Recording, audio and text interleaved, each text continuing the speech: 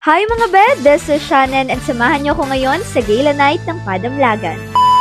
So bago ako pumunta sa Bichara Cinema, ay dito muna tayo sa school. Kasi syempre may kailangan tayong gawin. Fast forward ay nandito na nga ako sa second floor ng Bichara at kasama ko ngayon si Mother and si Jairo. Alam niyo mga be, when I was invited by Sir Harvey, nabigla ako. Kasi wala lang, hindi ko kasi ina-expect na may mag-i-invite sa akin sa mga ganitong event. Kaya naman, I am very happy and grateful to Sir Harvey for inviting me to experience and be part sa pagpuli kan Padamlagan digdi sa Naga. Pag nga namin dito sa third floor, sabi ko, mashallah, may pa-carpet. Eh di ko taan na pala, nag-formal dress man ako. Para shala-shala man kitang malakaw digdi sa carpet. So part nga na to, ay parami na yung mga dumadating na guests. At dahil dyan, inaya ko na si Mama pumasok dito sa loob ng cinema. Pagpasok nga namin, ay binigyan kami ng tig-isang water bottle ni Mother ng mga ashrets na nandito. Ang iba sa kanila ay mga kakilala ko na dahil from Ateneo pala sila. At guys, malamig. Hindi ko ine-expect na ganito kalamig sa loob. Yung pinakaunang punta ko kasi dito mga be, ay mainit. Pero ngayon, ang lamig. Lamigin pa naman ako. Pero okay lang yon dahil komportable tayo sa ating inuupuan. So, dito mga be, ay magsa-start na and it's time to lock in. And of course, fast forward, ending na.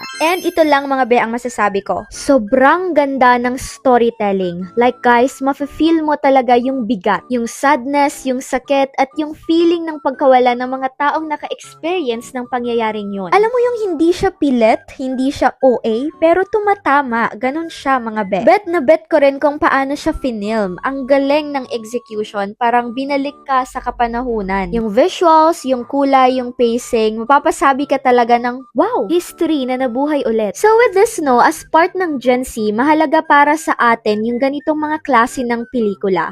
Sanay kasi tayo sa mabilis na content, sa short videos, sa scrolling, but this film makes us pause.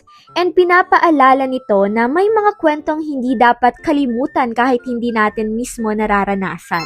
Diba? Kaya sa mga kapwa ko Gen Z, kung Gen Z kang nanonood, this is a reminder na ang history ay hindi lang nasa libro or exams, kundi buhay ito sa kwento ng mga tao. At habang may mga ganitong pelikula, may pagkakataon tayong makinig, umunawa at matutong makaramdam. Grabe mga be, ang dami ko talagang natutuhan. Kaya naman, sabay-sabay nating sabihin sa comment section, baka naman po ma-extend yung screening digdi sa Naga. Aram ko, dakol pa sa Indo ang curious, dakol pa ang gustong magdalan asin makiaram. Nandito pala mga be ang ibang mga cast ng Padamlagan. And syempre magpapapicture tayo. And nakita ko nga rin pala dito ang aking one of my idols in pageantry, si Miss Iris, our one and only Miss Bicolandia 2025. Hanggang dito na lang, bye-bye!